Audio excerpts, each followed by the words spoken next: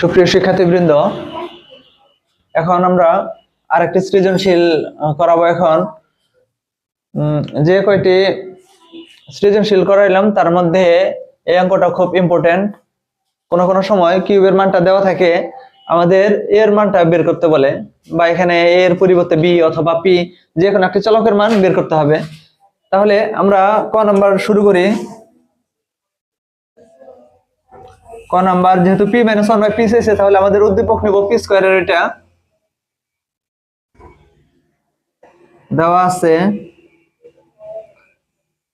P square সমান সমান 5 plus 2 root 6। এই জাতীয় অঙ্কগুলা করার ক্ষেত্রে আমাদের যেহেতু প্রথম স্কোয়ার আছে, এখানে বর্গের সূত্র ফলাইতে হবে। তাহলে আমাদের 5 কে ভাঙাবো 3 প্লাস 2 রুট 6 প্লাস 2 2 আর 3 যোগ করলে 5 আর গুণ করলে 6, রুটের ভিতরে আছে কত 6।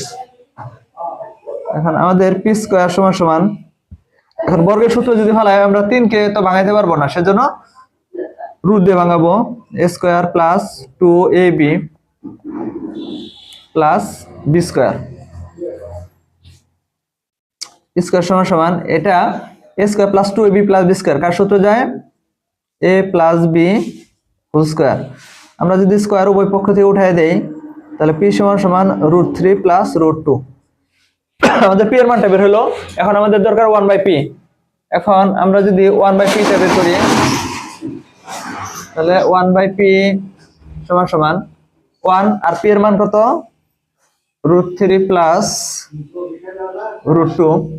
তাহলে আমাদের অনুবন্ধী সংখ্যা দ্বারা উভয় পক্ষে গুণ করতে হবে। হরের অনুবন্ধী সংখ্যা, তাহলে হর আছে রুট 3 প্লাস রুট 2, এটার অনুবন্ধী সংখ্যা হলো রুট 3 মাইনাস রুট 2।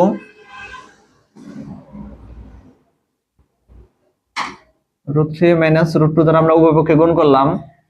এখন 1 দিয়ে যদি আমরা গুণ করি, উপরে থাকে রুট 3 মাইনাস রুট 2, আর নিচেরটা a plus b a minus b, তাহলে সূত্র যায় a square minus b square.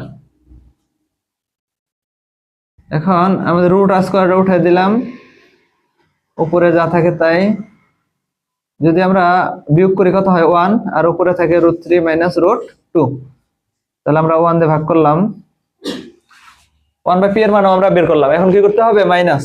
তাহলে অতএব p মাইনাস 1/p, p এর মান হলো root 3 plus root 2 minus 1/p এর মান হলো রুট 3 মাইনাস রুট 2।